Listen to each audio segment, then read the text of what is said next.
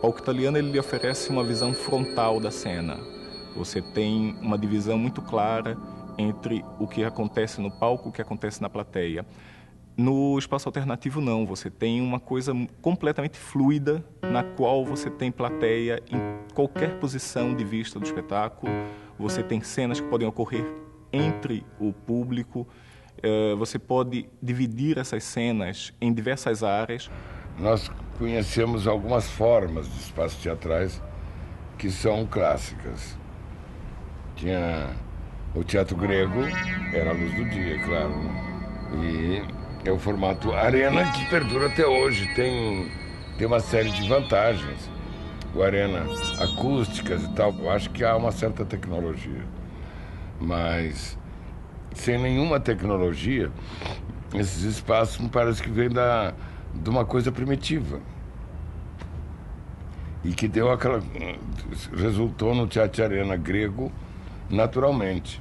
Bom, essa arena aqui tem essa disposição circular.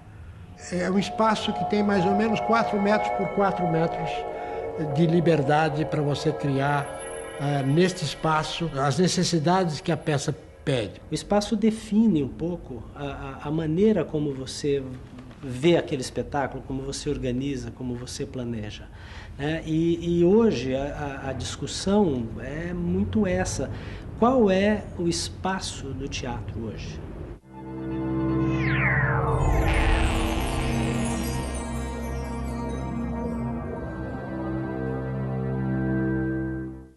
O palco italiano ele é meio que uma síntese de uma série de artifícios que foram sendo criados durante a história do teatro.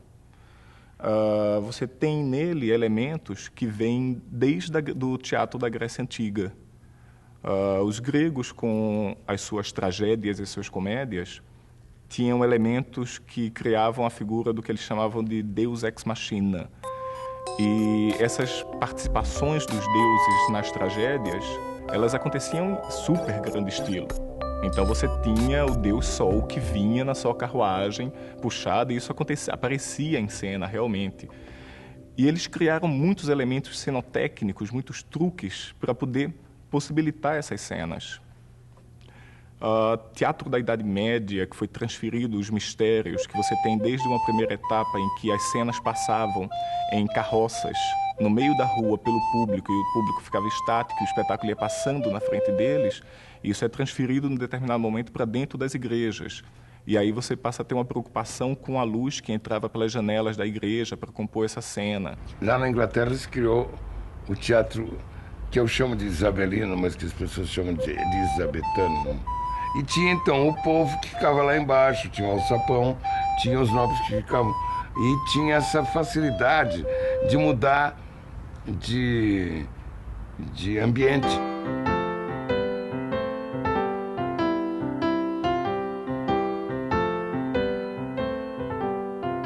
Você tem, no Renascimento, o início da construção do prédio teatral. E isso acontece na Itália. Obviamente, por isso que esse formato que a gente conhece fica sendo o palco italiano. Eles são os primeiros a criarem um prédio destinado especificamente para isso. E na montagem desse prédio, eles vão lançando mão de todos esses pequenos truques que vêm da Grécia, que vêm da Idade Média. Esse palco ele vai ficando cada vez mais rico em técnicas e artifícios. Desses palcos você tem desde espaços no palco do piso que abrem, que surgem coisas que vêm pelas laterais, coisas que sobem, coisas que descem. Toda a arquitetura do teatro passa a ser desenhada para enriquecer essa ilusão. Você cria o que é tradicionalmente conhecido como quarta parede entre a plateia e o palco, e a partir dali você tem um mundo completamente diferente.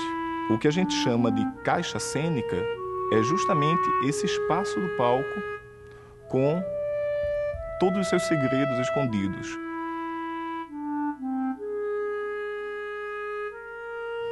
Você tem toda uma distribuição espacial que vai ser reorganizada de acordo com o espetáculo, desde o fundo, que a gente chama do alto do palco, até aqui no proscênio, que é o ponto que a gente chama de frente da cena. Essa região aqui é delimitada exatamente pelas cortinas, que estão aqui no arco de boca de cena.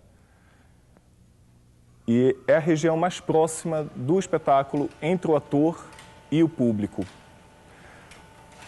Em alguns momentos, em determinados espetáculos, você tem justamente essa região sendo utilizada para ver uma pequena quebra entre essa quarta parede. Isso, junto com os reguladores da frente, que são os reguladores mestres, eles delimitam qual é a sua moldura da cena. Então, a primeira visão que você tem do palco é justamente delimitada por essa arquitetura da boca de cena, com as cortinas e com as bambolinas e reguladores mestres. No piso do palco, você tem elementos que nós chamamos de quarteladas, que são aberturas para o porão do palco. As quarteladas, elas normalmente têm uma medida mais padrão de 2 metros por 1. Qual a função? Com a quartelada, você pode criar elementos que possam aparecer em cena. Você pode ter um acesso por uma escada a uma área imaginária do cenário. Você pode ter um elevador que vai fazer a aparição de algum elemento importante no espetáculo. O ciclorama, ele é uma estrutura que durante muito tempo foi feita em madeira, depois foi sendo substituído por tecido, hoje em dia é utilizado em materiais sintéticos. Por exemplo, no período que ele era feito em madeira, a construção dele obrigatoriamente era curva. A função do ciclorama é ser um fundo infinito para a cena.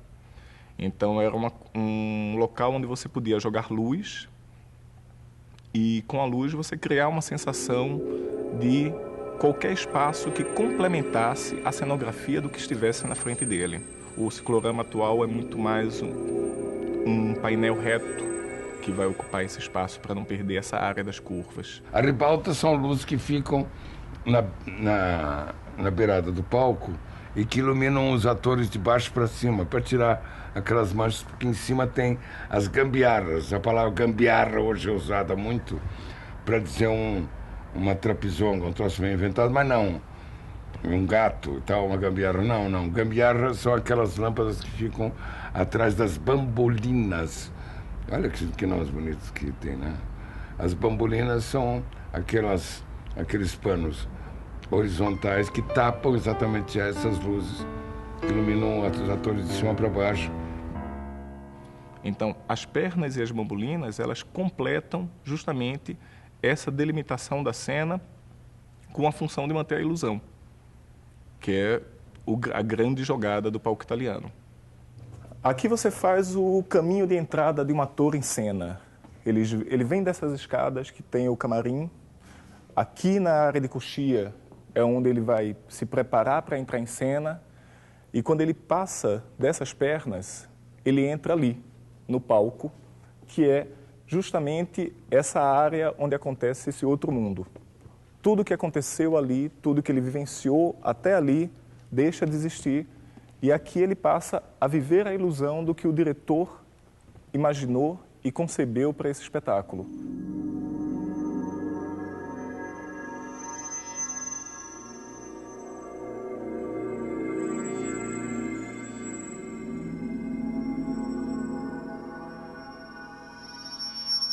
Toda essa estrutura, ela é amarrada por uma estrutura de cordas e urdimento que fecha o nosso ranking de possibilidades cênicas. Esse urdimento é uma espinha dorsal da caixa do palco. O urdimento é justamente toda essa estrutura que você vê aqui em metal, madeira, por cima da qual você tem as roldanas onde correm as cordas, os cabos de aço que estruturam essas varas. E é essa estrutura que possibilita que tudo entre e desapareça de cena. Você tem aqui as varas de cenário, que são essas varas mais limpas, que estão esperando entrar aqui telões ou elementos de cena que vão compor determinados momentos do espetáculo. E você tem as varas, que são as varas próprias para a iluminação, que já tem toda uma estrutura elétrica montada. Teatros mais antigos, você tem isso como manual, cujas cordas sobem, passam pelas roldanas, descem na lateral, até onde você tinha aqui o que se chamava de malagueta, que era uma estruturazinha perpendicular a uma base extremamente firme, onde você fazia a amarração dessas cordas para segurar as varas na altura que você desejava. E, nos últimos anos, isso passa a ser elétrico, com motores, facilitando muito essa vida e essa transformação.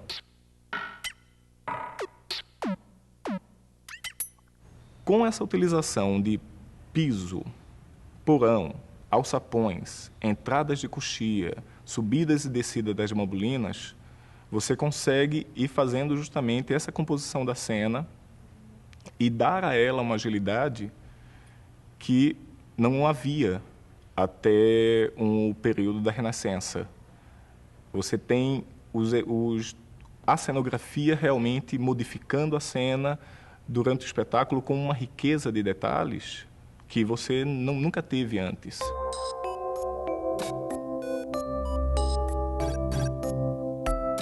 Para manter toda essa estrutura do palco italiano funcionando, você tem uma equipe de pessoas que se dividem em algumas categorias específicas e que guardam algumas coisas que a gente chama hoje em dia quase de segredos e histórias de família para poder manter essas atividades vivas. Você tem uma figura de um cenógrafo, que é a pessoa que vai visualizar o espetáculo e que vai criar essa cenografia como um todo para representar para o público o que o diretor quer dizer. Você tem, muitas vezes, elementos cênicos, que são elementos que valem por toda uma cenografia construída. A gente chamava de cenografia de gabinete, que representava uma cena naturalista, com o interior de uma casa, com tudo que tinha dentro dela. Às vezes é muito mais fácil e mais prático você utilizar uma mesa, uma porta, uma abertura de janela e uma faixa vermelha.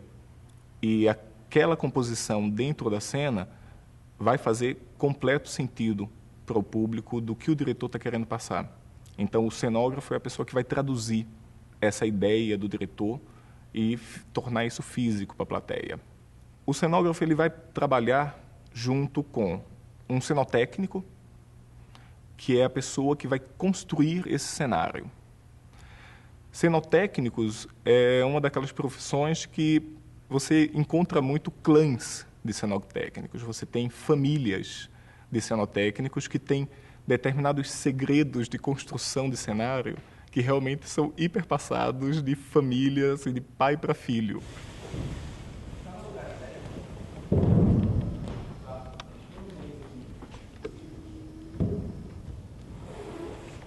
Junto com isso, você começa a ter profissionais mais dirigidos de cada área, de finalização desse cenário.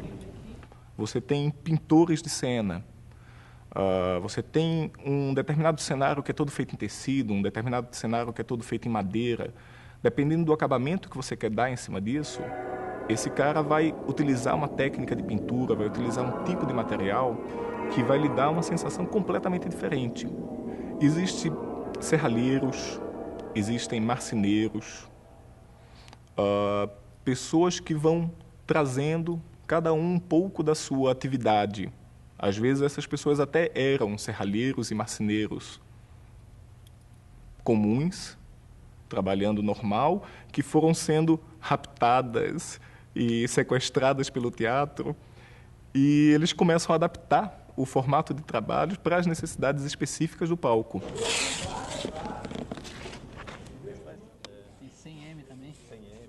Existem determinadas coisas na construção de um cenário que o público não consegue ter ele vê aquela imagem, mas você ir visitar atrás desse cenário é fantástico. A amarração do cenário, a forma como ele é estruturado, você ter uma cenografia montada no palco e você fazer com que isso ganhe a ilusão necessária que o diretor quer passar naquele espetáculo, Isso é esse trabalho em conjunto. É esse trabalho do cenógrafo que delega para o cenotécnico, que delega para os marceneiros, para os pintores de cena, para os serralheiros. E é justamente do entrosamento dessas pessoas, dessa coisa que é um trabalho em família, que o teatro vai transformando.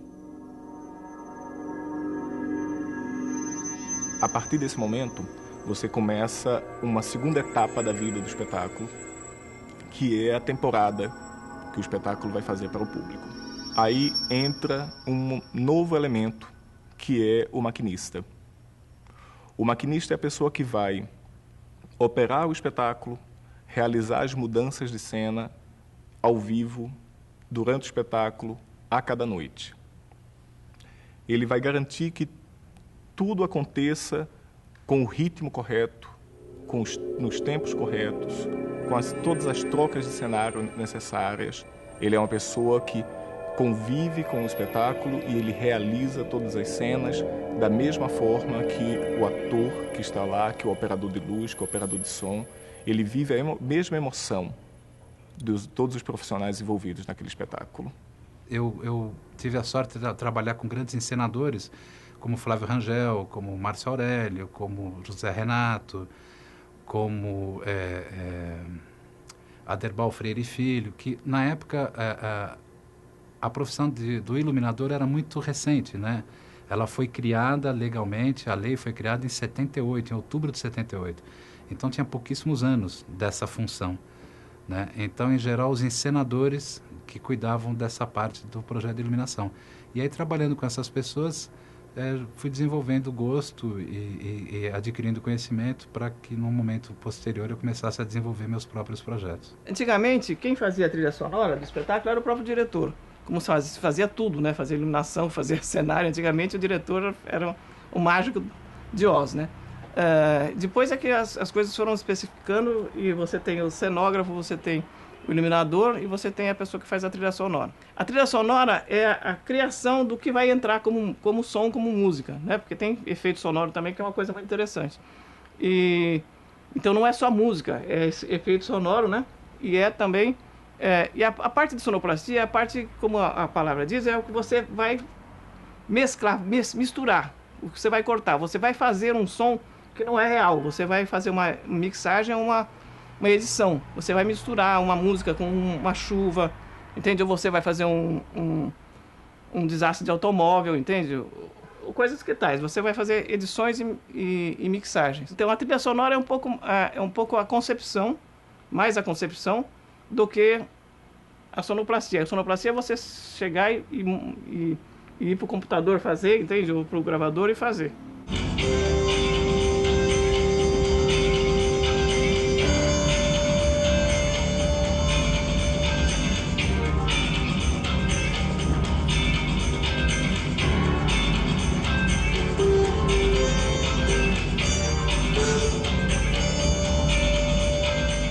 Eu acredito que o processo de criação, no caso do iluminador, ele é muito parecido com o processo de criação das outras áreas criativas, né, no fazer teatral. Porque eu acho que parte, obviamente, de um primeiro contato com o diretor para conhecer a sua concepção, os conceitos que ele quer aplicar naquele espetáculo determinado. Seus conceitos estéticos, o tipo da linguagem que ele pretende aplicar nesse espetáculo, se ele tem uma visão realista dessa montagem, se o cenário, qual é a visão, mesmo que tenha o cenógrafo, mas o diretor, em geral, espera-se que ele tenha uma ideia, um esboço, né, geral do espetáculo, né, da concepção, mesmo que ele vá ter um cenógrafo, um figurinista, um iluminador. Então, esse primeiro papo com o diretor, mesmo às vezes até antes de ter o primeiro contato com a obra, é muito importante. Eu leio o texto, já faço algum tipo de anotação para ver, e daí eu pergunto, chego para o diretor e falo assim, o que você quer fazer? Né? Porque a primeira coisa que a gente pergunta geralmente é de época, porque senão você vai ter que fazer uma pesquisa. Você pega um Hamlet, pode fazer Hamlet agora na Praça da Sé, tá entendendo? Ou você pode fazer Hamlet na China, entende?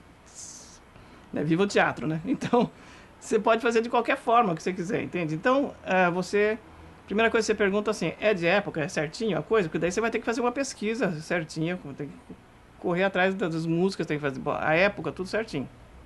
Senão você pode também começar a criar.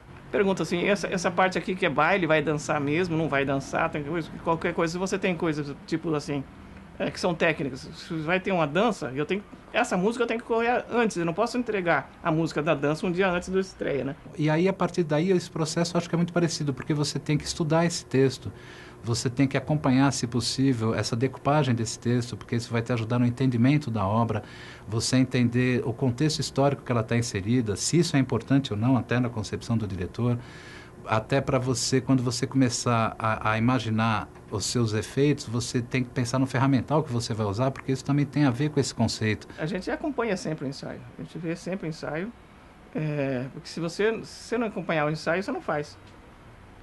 Não tem como fazer de outro jeito. Tem gente que gosta de fazer, inclusive, vai lá e grava em vídeo e vai fazer em casa, que não dá certo, porque você tem que fazer essa trilha, esse som, essa música para o espetáculo. O espetáculo não é parado, o espetáculo não é televisão.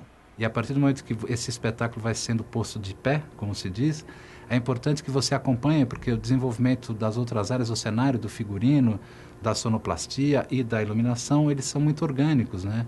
E o trabalho, o processo criativo é muito orgânico. Então, eu acredito que o iluminador tem que estar próximo ao diretor nessas fases todas, enquanto o espetáculo vai sendo posto de pé, porque ele pode ajudar o diretor a encontrar soluções para algumas cenas, ele pode ajudar o diretor a resolver questões práticas, objetivas, necessidades, e ele vai participar, inclusive, por mais que o cenário, o projeto já esteja pronto, ele pode ajudar, auxiliar o cenógrafo a criar soluções para que valorizem esse cenário, valorizem a estética do espetáculo como um todo. Hoje em dia as pessoas trabalham muito mais com CD. Com CD, você faz o CD, né? E você faz o CD e tá pronto. Não tem erro. Acontece o seguinte, tem gente que tentou usar um pouco de uma coisa chamada MD. Porque o MD é bom que você pode mudar as faixas do lugar. Para ensaio é maravilhoso o MD. Porque você tira uma música daqui e põe para lá, entende? O CD você tem que fazer de novo, né? Para botar na ordem que você quer. Porque o MD, inclusive, faz assim, tem uma hora que ele pega, tem um ciricutico lá, qualquer, e ele dá assim, disk error. Aí você fala assim, como assim disk error? Ele falou, disk error. Aí você aperta o que você quiser lá nele, que ele não fala nem ui, entende? Ele simplesmente não fala mais nada. Ele desgrava inteiro. Eu acho a tecnologia é muito importante na nossa área, né, no nosso trabalho, é muito importante. Eu acho que é muito importante o conhecimento técnico também. Você conhecer as ferramentas, você saber usá-las adequadamente, você saber tirar o máximo desses aparelhos, dos projetores, das mesas de controle, de todo o ferramental que você tem à sua disposição, para que você, inclusive, consiga escolher adequadamente esses aparelhos. Mas eu acho que isso são ferramentas, é como o uso de softwares virtuais para você a criar apresentações em 3 dimensões, para você desenvolver seus desenhos em programas CAD. Eu acho que isso é muito voltado talvez à forma, né, da iluminação. Eu acho que a iluminação é uma arte muito maior e uma técnica muito maior. O conteúdo dela é que me preocupa bastante, é que as gerações vindouras, elas se preocupem sim em conhecimentos tecnológicos, que é muito importante. O avanço tecnológico, às vezes, de alguns meses, um equipamento novo, não digo que passa a ser obsoleto, mas já surgem modelos novos com recursos a mais, mas o mais importante do que o conhecimento tecnológico é o conhecimento teórico, é o estudo, é a pesquisa, é o ferramental humano. Acho que ainda é mais importante do que os equipamentos. Você costuma assistir a espetáculos que têm uns equipamentos muito simples, muito antigos e que têm um resultado maravilhoso. Então, o ferramental é parte importante, mas não é essencial e imprescindível para o trabalho de um iluminador. A sonorização é o seguinte, eu chamo uma pessoa para fazer, que é uma amiga minha, que trabalhava com um pouco com isso, trabalhava com trilha sonora também, né? Que é a Fernanda Brankovic, que eu falei, você, por favor, pegue isso para fazer, já que você gosta de fio, entende? E de tomada, entende? De amplificador e caixa, entende? Você pega isso para fazer, porque eu preciso prestar atenção em música, entende? Não posso prestar... E teatro, não vou ficar prestando atenção em tomada, em 220 e 110, né? Então ela fez o que eu falei, graças a Deus, até hoje ela trabalha comigo. Então eu peço para ela fazer a sonorização. Justamente, a sonorização é o seguinte, eu tenho um espetáculo de palco italiano, então você tem o seguinte, basicamente, você tem um par de caixas no fundo do palco e um par de caixas na frente do palco, que é assim que você faz trilha sonora normalmente, porque você não pode colocar duas caixas na frente do palco, porque você mata o ator, ele não vai conseguir ganhar de duas caixas possantes na frente, na boca do palco, tá entendendo? Então você tem que, toda vez que o ator tá falando, você tem que botar o som atrás do palco, de trás para frente, de uma forma que consiga passar. Porque inclusive essa massa sonora leva a voz do ator que está na frente para frente. Deixa eu ver a tua lágrima!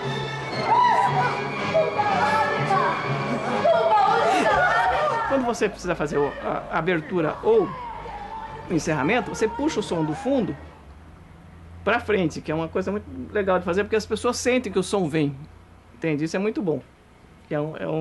Uma coisa técnica que a gente faz que é meio básica. Você vai criar um projeto de iluminação para um determinado espaço, né?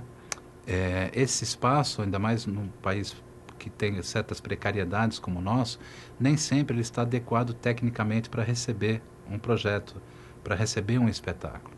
Então, eu acho que é função do iluminador, da mesma forma que o diretor ele vai conceber o espetáculo no espaço alternativo e criar soluções para colocar as cenas, o espetáculo que ele deseja ali naquele espaço, o iluminador tem essa obrigação no que se refere aos elementos que ele vai utilizar como ferramentas para a criação desse projeto.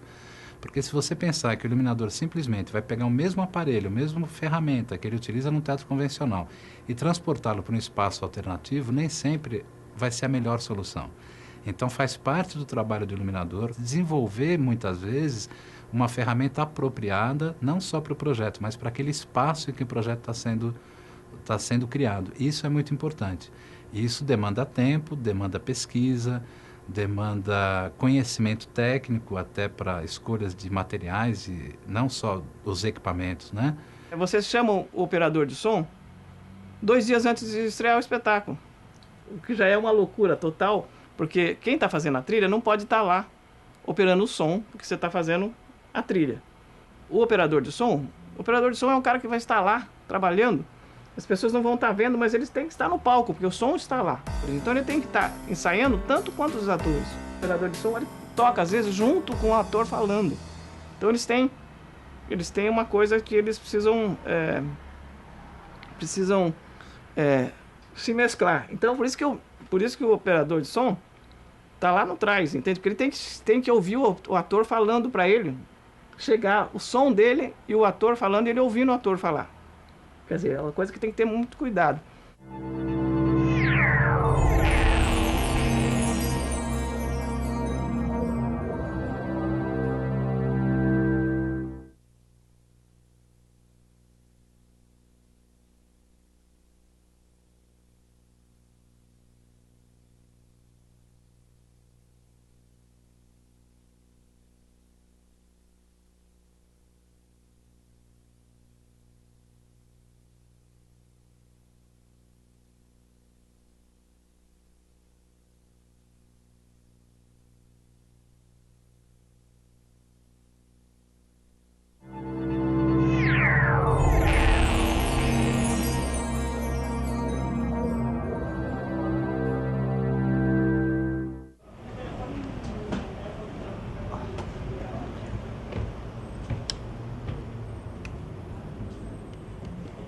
Naquela época a gente era muito jovem, né?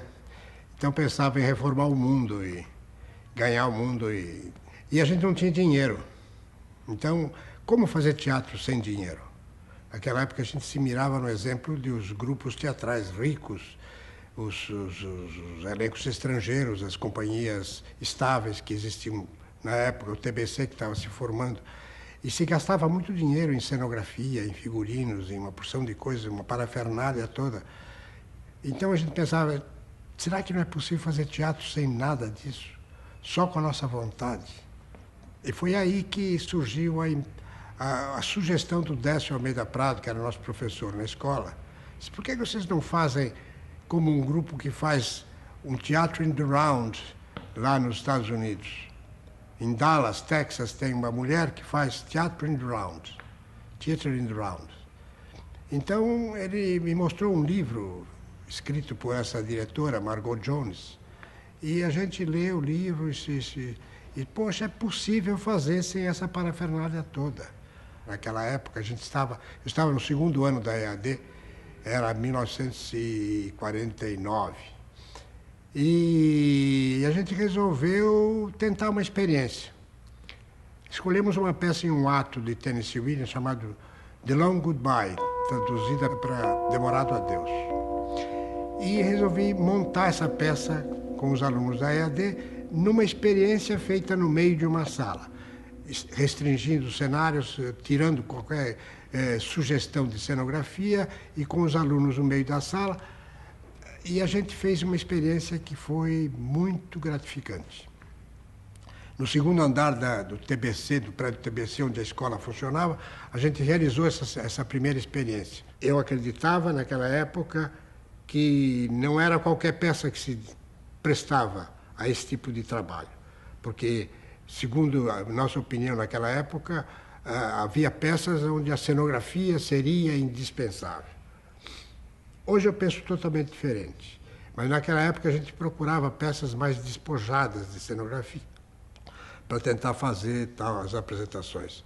Aí a gente chegou, por exemplo, a uma peça que se passava na arena de um circo, uma peça francesa chamada Uma Mulher e Três Palhaços. Inicialmente, portanto, a nossa demanda era econômica. Posteriormente, a gente percebeu que a comunicabilidade desse gênero propiciava um entendimento muito maior, uma comunicação muito maior. O público, de repente, se sentia muito mais motivado a analisar as ideias que ele recebia através do espetáculo. No palco normal, no palco italiano, o público não se sente tão, vamos dizer, comprometido com o que vê. Ele pode virar para o lado, ele pode sair, levantar, ir embora. No espetáculo em arena, existe um comprometimento mútuo entre intérprete e espectador que dá uma imensa profundidade ao espetáculo. Eu acho que não existe limite. A limitação é a imaginação do encenador, do diretor, de repente. O diretor é que encontra soluções adequadas para cada tipo de problema que lhe é proposto, né? Então, eu acho que não há limite para a possibilidade de uma peça ser encenada tanto em palco normal, italiano, como em arena.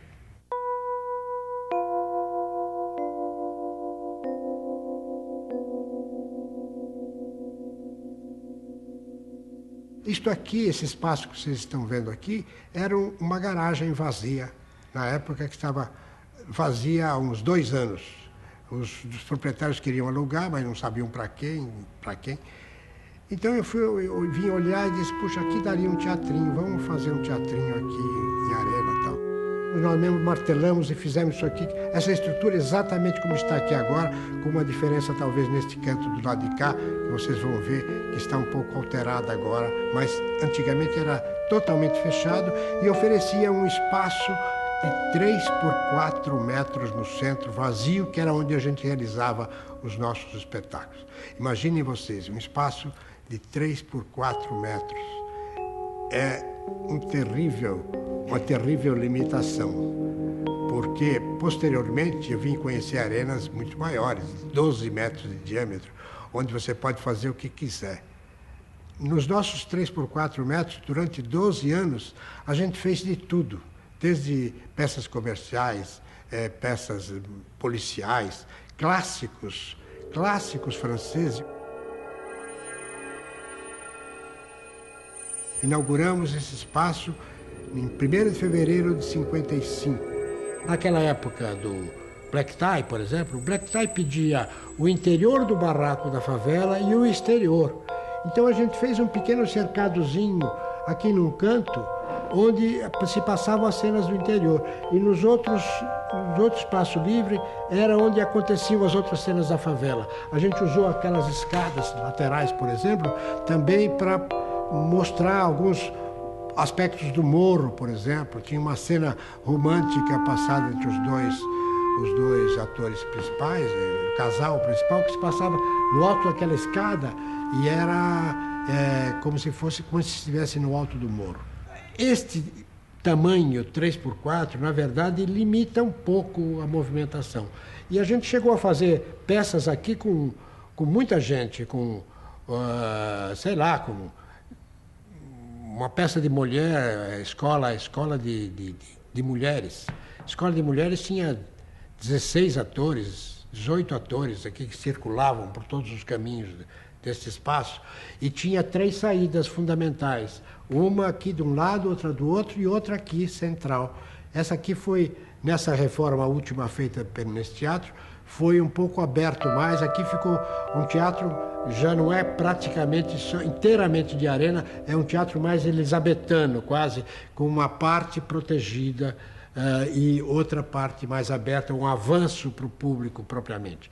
Então, nesse momento, esse teatro está um pouco desfigurado da sua forma original, mas mantém certas características fundamentais. A gente tinha consciência de que o plano do piso central não precisava ser obrigatoriamente um plano liso. Ele podia ter vários obstáculos, vários desníveis que poderiam determinar uma sugestão de cenografia.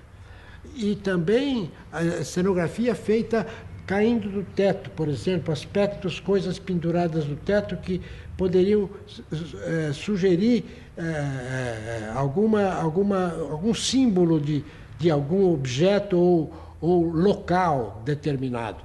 Agora, a grande função, a grande substituição da cenografia é dada pela iluminação. Aqui, a iluminação assume um aspecto importantíssimo. A cor da iluminação, a posição dos refletores, o conjunto das posições, a utilização da iluminação em conjunto, ou parcial, ou local, ou determinada, a cor branca, a cor azul, a cor vermelha, a cor amarela, a cor ocre, a cor âmbar. Essas possibilidades dão uma infinidade de sugestões de ambiente que podem ser feitas pela luz, substituindo inteiramente a cenografia tradicional. Então, nessa peça, por exemplo, de Chapectuba, tem 2 atos que se passam no mesmo ambiente. O terceiro ato é no outro ambiente. A luz ajuda muitíssimo essa análise e essa compreensão da troca de ambientes.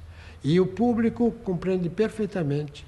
E a grande vantagem, que eu acredito, é esta comunhão que se estabelece em quem atua neste tipo de teatro e o público sentado aí nessas arquibancadas improvisadas.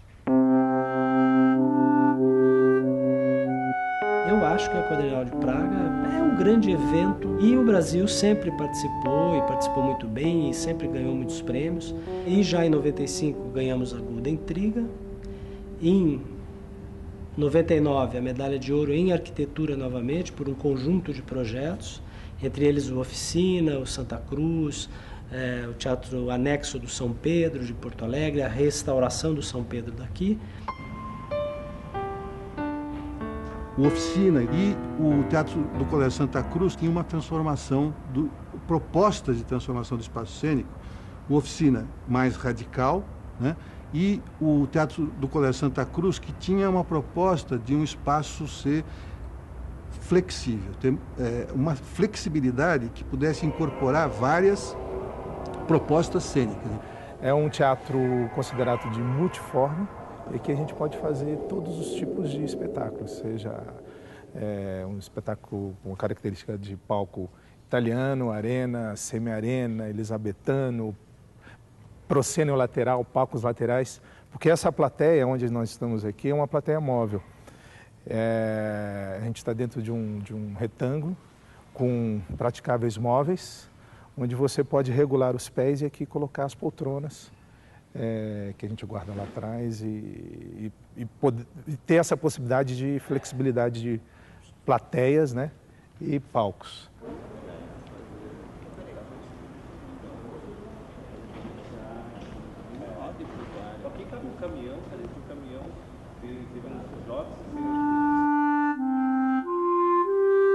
Eu havia trabalhado junto com o Serrone aqui no Teatro Oficina, né, muitas coisas de cenotecnia, né, eu incorporei por proposta do próprio Serrone, né, e depois em outros trabalhos, trabalhamos junto em outros teatros também, né, e nesse do Santa Cruz nós tivemos a felicidade de fazer um teatro inteiro, total, novo.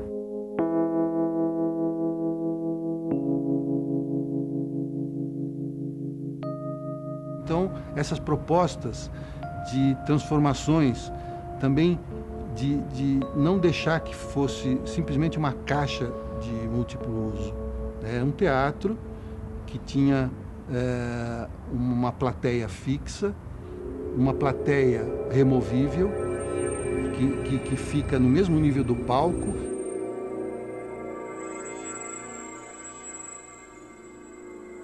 Então aqui a gente está num espaço onde há possibilidade de todos os tipos de palcos, né, e de plateias. Você pode montar plateias aqui até o fundo do palco ou fazer uma arena, juntando a plateia de trás com as poltronas daqui, colocando lá, ou usar o pé direito, que são 13 metros, e fazer uma possibilidade de um circo. Já fizemos aqui vários espetáculos de circo. E no palco italiano, as várias possibilidades também de utilização de plateia. Então, a característica interessante desse teatro é o pé direito alto, com todas as possibilidades de palco. Algumas coisas de quebra de vamos dizer, paradigmas, né, teatrais, de espaço teatral, arquitetônico, nós tentamos introduzir e conseguimos algumas coisas introduzir, porque também não poderia ser uma coisa muito radical, porque a escola trabalha, é uma escola tradicional, que é libertária, vamos dizer, mas trabalha com vários tipos. Tem que ter palco italiano, tem que ter a possibilidade de ser um auditório, com acústica boa, pensamos na acústica, na visibilidade, né, no número de pessoas, em 450 lugares. Então, no Teatro Colégio Santa Cruz houve essa possibilidade de trabalhar com abertura total. Também o programa lá da escola era: queremos um teatro que possa servir para teatro para a escola, eventos da escola, missas, ritos religiosos católicos, possa ser alugado para companhias, possa ser usado para conferências e eventos em geral. Ontem tivemos aqui um desfile onde foi feita uma passarela. E na semana que vem ele vai virar um palco italiano, né? É um teatro totalmente, tecnicamente coberto, né? E acho que uma das características diferentes do teatro é o portão, que é um lugar de acesso de cenário e pode ser também um cenário vivo que é lá atrás. Na parte de dentro do palco, onde a gente está agora, tem a parte de maquinaria, que são as varas contrapesadas. A gente não tem só varas manuais, a gente optou por trabalhar com varas. São 20 varas cenográficas e 4 de luzes aqui dentro do palco. E toda a parte é comandada ali na primeira varanda. E tem uma característica interessante nesse teatro, é o urdimento total, completo, onde você pode passear pelas passarelas em cima da plateia. Então você pode descer outras varas, baixar cenários. Então essa é uma característica também que outros teatros não têm. E a gente pode fazer isso, quase que utilizar todo o espaço do teatro para fazer cenografia, uma iluminação. Então é completo para você pôr uma orquestra, fazer um evento circense, com todos os recursos, né, fazer eventos, entrar com um carro aqui dentro, entrar com com animais, enfim. A gente tem feito umas experiências interessantes em relação a isso. Tem um sistema surround daqui da casa e tem 2 tipos de telas. Essa atrás, que é o ciclorama, que você pode exibir no fundo todo, e uma tela aqui na frente, que é uma tela mecânica, né, de 7x8, e um projetor lá com 6.000 lumens, onde você pode... A gente faz muitas sessões de filmes aqui.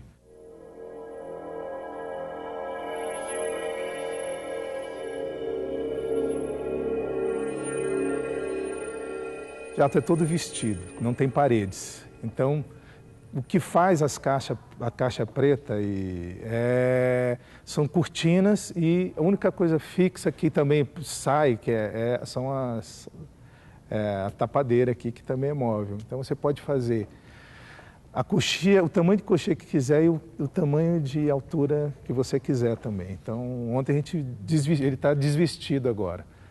Amanhã a gente coloca cortinas e você tem um palco com coxias, rotunda, ciclorama, pernas, bambolinas, enfim, tem todo o aparato para você fazer a caixa que você quiser.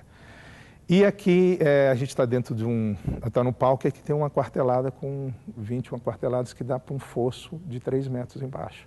Aqui são os recursos de fazer efeitos, ou sumir pessoas, ou até jogar material de cena embaixo. E onde também estão os camarins. Então aqui estão os camarins, né? São 4 camarins, 2 individuais, cabem de 4 a 5 pessoas, e 2 coletivos, um para 15 e outro para 20 pessoas aqui. Então aqui é o de 20. É um espaço bem agradável, tudo que um camarim precisa ter: espelho, cadeira, banheiros e um lugar agradável para que os atores se troquem, maquiem. Então, as pessoas que vêm gostam muito. Tem, às vezes, as divas ficam nos menores. Aqui ficam tivemos aqui a Meredith Monk, a Aurélia Chaplin, que é a neta do Chaplin. Então, tivemos personalidades aqui, Paulo Altran, Fernanda Montenegro já esteve por aqui. Então, o palco e os camarins são um lugar de reflexão, descanso, preparação, né, para iludir a plateia e encantar a plateia também. Então, tem que estar num lugar gostoso, agradável, limpo, com banheiro. Depois que preparam, então tem um lugar, chamam embaixo do palco, um lugar coletivo, onde fazem um lanche, tomam um café. E esse aqui é um espaço coletivo, onde estamos embaixo do palco, onde estão as quarteladas, onde se guarda material, onde as pessoas se reúnem para se maquiarem e ficarem conversando aqui. Então é um espaço comunitário, né? Hoje o teatro tem situações as mais complexas em termos de espaço. Às vezes é um corredor que você faz, é uma casa que se apropria, é a rua, é o Rio Tietê, é o próprio teatro, é um teatro de arena, é um italiano, tem caixa cênica, não tem? Eu acho que está existindo uma busca dos diretores, de grupos, para uma coisa mais essencial, mais simples. Bem, então, eu acho que houve a necessidade de se criar novos espaços. O próprio Grotowski propôs uma nova maneira de fazer teatro, dentro de um lugar, e a peça se desloca nesse lugar e o público é limitado e vai atrás, né? E participa quase. O Zé Celso, essa coisa monumental do Zé Celso Barroca, que eu acho um privilégio ser contemporâneo dele, você vê o Sertões de Euclides da Cunha colocado em cena, é fantástico. E ele, quer dizer, ele mistura muito o público com o espetáculo, né? Nem todos os teatros precisam ser transformadores, certo? Tem que ter o teatro palco italiano, porque tem um público e tem produções que são feitas para isso. Então, o teatro precisa ser capaz de absorver aquela representação que prevê a existência da quarta parede, da caixinha mágica. Só vamos mostrar aquilo que queremos mostrar, certo? A iluminação, a direção, a mise-en-scène, o ator está preparado para um plano de representação, ao contrário do, por exemplo, teatro oficina, né? Então, em que o ator ele fica exposto, ou no teatro de arena também o ator fica exposto, né? Então a Quadrienal de Praga premiou essa transformação da arquitetura teatral. Então isso para nós foi estimulante. A função realmente da ilusão é uma característica do palco italiano. Só ele permite dentro do teatro este tipo de sonho e este tipo de fantasia. Toda outra fantasia que é gerada em teatro em outros palcos é tão linda quanto, mas ela usa realmente de um outro approach com a plateia. O envolvimento é diferente. Existem jogos lúdicos que são estabelecidos com a plateia que são completamente diferentes entre o que você vê no palco alternativo e o que você vê no palco italiano.